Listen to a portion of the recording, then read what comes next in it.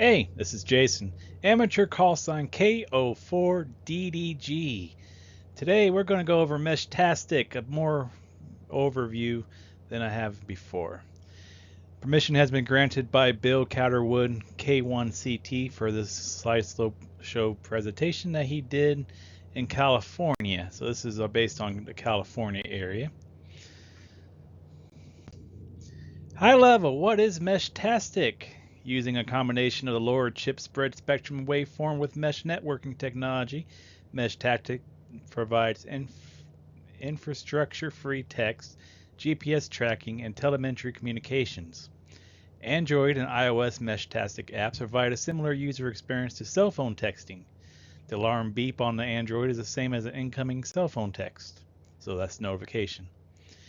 Using MeshTastic, you can text, send, receive telemetry, and GPS tracking, and they're coming up with some devices that you can actually make phone calls.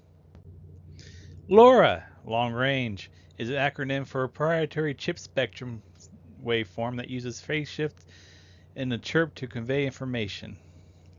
As you see here, this is the incoming LoRa frame, and it uses the chirp terminology. And I'll show a video of it working here.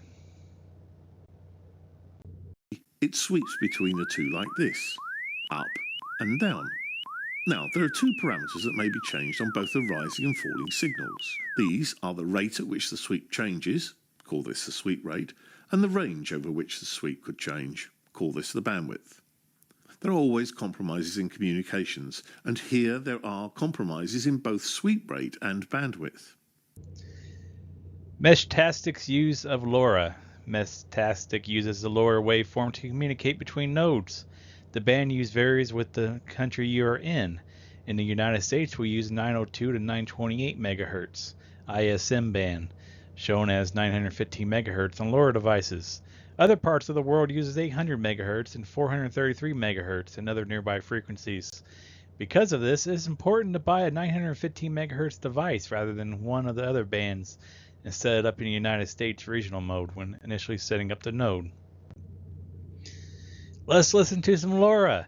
Tune in on your scanner/receiver to 906.875 MHz. This is default channel 1 for MeshTastic LoRa in the United States using the long fast mode. The long fast LoRa mode has a bandwidth of 250 kHz throughput of just over 1 kilobyte per second. It's a good compromise between data speed and range. Long means long range, and fast means fast data speed.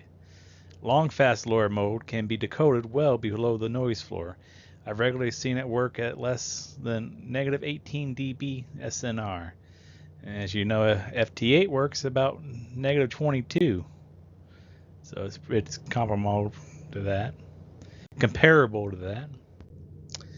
MeshTastic Mesh Network. Every node is a repeater. MeshTastic nodes can be operated as FCC Part 97 ham radio with no encryption and higher power levels. The key word is no encryption, because as ham radio operators we cannot use encryption. Or they may be operated as part of 15 unlicensed with encryption available and lower power limits, 4 watts ERP. The Heltec uses probably about 1 watt. You want to compare to that. Some other devices use up to 3 watts I've seen. MeshTastic software allows each node to associate with nodes that can hear to form a mesh network, greatly extending range. Normally your signal can travel up to 3 hops by default, but can be increased to 7 hops. As you see here, here's our initial node right here compared to your phone. In 3 hops, it goes to this one, goes to that one, goes to that one, and goes to the last one on the list. And the message received with count 0 and will not rebroadcast it, so it won't become a loop. What is the range of a MeshTastic device, you may ask? No hop range is typically a few miles.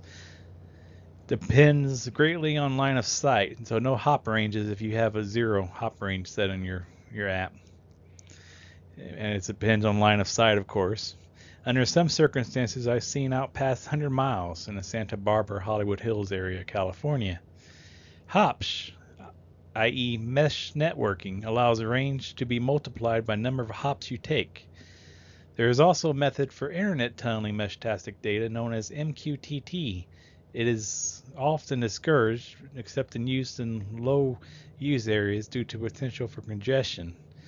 You don't recommend it for San Diego. I turned it on over the road, and I was getting other countries even coming in messages. So what we did in our local area is one of the guys set up his own private server for us. So that's how we get into MQTT on our private server and not the worldwide exchange.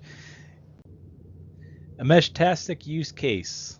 A family is on a camping trip at a remote location outside of cell phone range. By using MeshTastic, they can stay in touch and exchange text messages without cell phone infrastructure. There are a lot of dependencies, i.e. line of sight, other mesh nodes, etc. for that to work. Another use case is a family wanting to be prepared for an emergency can set up their own encrypted channel, which will work in the event of a disaster, taking out the cell phone system. As if your cell phone is still powered, though, if you have it connected. They also have TDEX, where it looks like a BlackBerry and it's standalone, so that might be an idea with backup power. Another example is a farmer uses MeshTastic to telemetry ground, might be telemetry ground moisture data back to home base to help determine when sprinklers need to be ran. So there's a farmer using it to monitor his moisture level in his ground to see if he needs the sprinklers turned on. That's a pretty good idea. MeshTastic tracker nodes placed on people equipment allows them to be tracked either publicly or privately over the mesh, much like iPhone's tagging technology. Here are some examples of MeshTastic devices.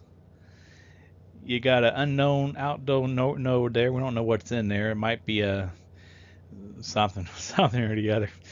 To the right is a LilyGo T-Echo device. That's pretty compact.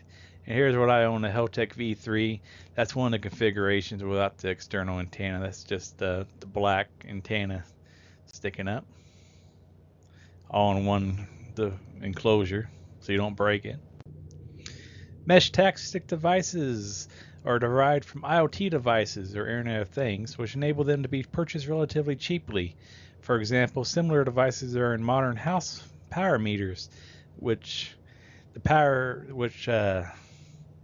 records the power usage out to the street, where the meter reader driving by picks up your monthly usage for billing, or in our area, we use it for water. A typical device or node can cost less than $25. It can be more than $100. Yes, they can. The devices may or may not have built-in GPS for tracking. Alternatively, they can use a smartphone's GPS position. The device may also have built-in meteorological sensors for telemetry, temperature, barometric pressure, etc. Good antennas are key to increasing range and coverage. Stock antennas are not so good. How do I talk to the MeshTastic device? The MeshTastic device can communicate to you locally via USB serial, Bluetooth, and Wi-Fi.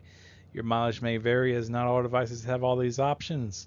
Using these communications channels, you can operate the MeshTastic node, configure the MeshTastic node, and change the LoRa waveform mode and update this firmware. Typically, we use Bluetooth from a smartphone from the MeshTastic app on the phone to do most of the above. Typically, we use USB/serial to update the firmware on the MeshTastic device. Using the MeshTastic app, download and install the MeshTastic app from the App Play Store.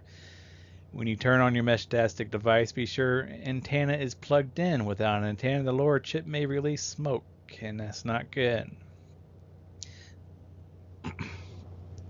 Check update MeshTastic device firmware to most recent beta version, or alpha if you dare, by serial USB. Pair your phone Bluetooth with the MeshTastic device. Set state region to US United States, so they know where the heck you are and what frequency you're using. Under radio configuration, set your no name, call sign or similar, long name and short name. Under radio configuration display, set your lat long display preference and distant preference. Under the people icon, you will see a list of nodes which will generally increase over time as node broadcasts are heard. Your node should be at the top of the list. If an SNR is present, You are hearing the node directly. If a number hops, you are hearing it via the mesh. Note cloud icon at the upper right-hand corner. A check mark indicates your app is connected to the MeshTastic device. A slash through the cloud indicates you're not connected. So that would be right around here. Cloud icon. Under the map icon, you can see the position reporting node short name plotted. Note that roughly half of the nodes don't report their position, and those that don't won't be plotted. The text message screen works similar to cell phone texting, SMS. The mesh map provides a plot of the MeshTastic nodes providing their GPS position. Note low power short range nodes may not be seen on this map. Flashing firmware on the Heltec V3. That's basically what it looks like. I showed you the video. You can rewatch that if you wish. There's the client.meshtastic.org, which I haven't been into, but it looks interesting. This is on your web browser.